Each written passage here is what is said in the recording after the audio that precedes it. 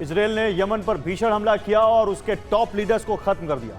अब हूती इंतकाम की आग में जल रहा है। इजरायल से बदला लेने की तैयारी चल रही है और ऐलान कर दिया गया है कि इजरायल को उसका अंजाम भुगतना होगा। इजरायल सतर्क है और इस बीच हूती विद्रोहियों ने सना में संयुक्त राष्ट्र के दफ्तरों पर धावा बोला और 11 कर्मचारियों को बंधक बना लिया। सना में इजरायली जेट की बमबारी का बदला लेगा हूती। हूती ने ऐलान कर दिया है कि एक एक धमाके का हिसाब होगा और खून का बदला खून से लिया जाएगा।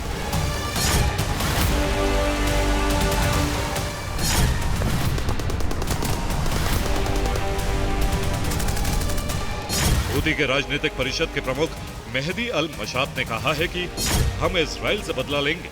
इजरायल में अब कोई सुरक्षित नहीं है। विदेशी कंपनी इजरायल छोड़ दे।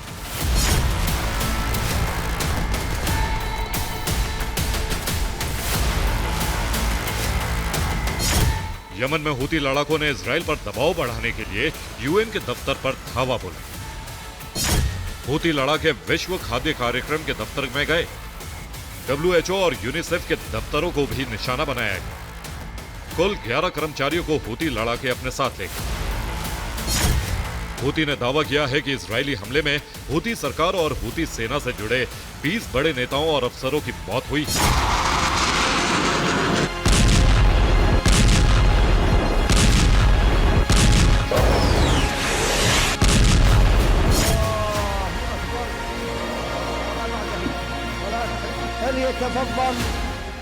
हूती सरकार से जुड़े जो लोग मारे गए हैं उनमें हूती के प्रधानमंत्री अहमद गालिब अल रहावी, सामरिक मामलों के मंत्री समीर मोहम्मद अहमद बजाला, कृषि मंत्री रदवान अली अल रुबाई, वित्त मंत्री मईन हाशिम अहमद अल महकरी, न्याय मंत्री मुजाहिद अहमद अब्दुल्लाह अली, सूचना मंत्री हाशिम शरफ अल दीन, शिक्षा मंत्री हसन अल सादी, विदेश मंत्री जमाल अहमद अली आमिर, उप गृह मंत्री अब्दुल मजीद अल मुर्तदा और मिलिट्री ऑपरेशन के कमांडर सकर अल शर्काबी शामिल।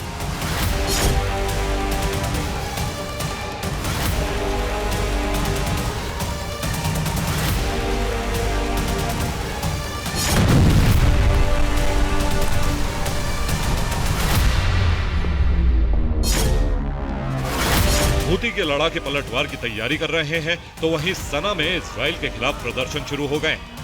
लोग इजरायली पीएम बेंजामिन नेतन्याहू और इजरायली रक्षा मंत्री के खात्मे की मांग कर रहे हैं। ईरानी राष्ट्रपति ने कहा है कि इजरायल को इसका खामियाजा भुगतना पड़ेगा।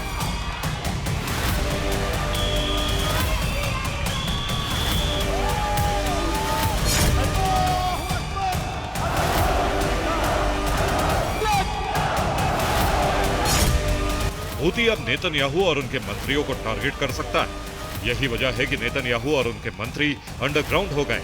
कैबिनेट की बैठकें भी बंकर में हो रही। इजरायली सेना किसी भी तरह के हमले से निपटने को तैयार है। हूती के हमलों के बावजूद इजरायली सेना का ऑपरेशन जारी है और लेबनान में हिजबुल्लाह के ठिकानों पर हमले किए गए। इजरायली सेना ने हूती के हथियार गोदाम और ठिकाने को नष्ट करने का दावा किया। Bureau report, TV9 Bharat.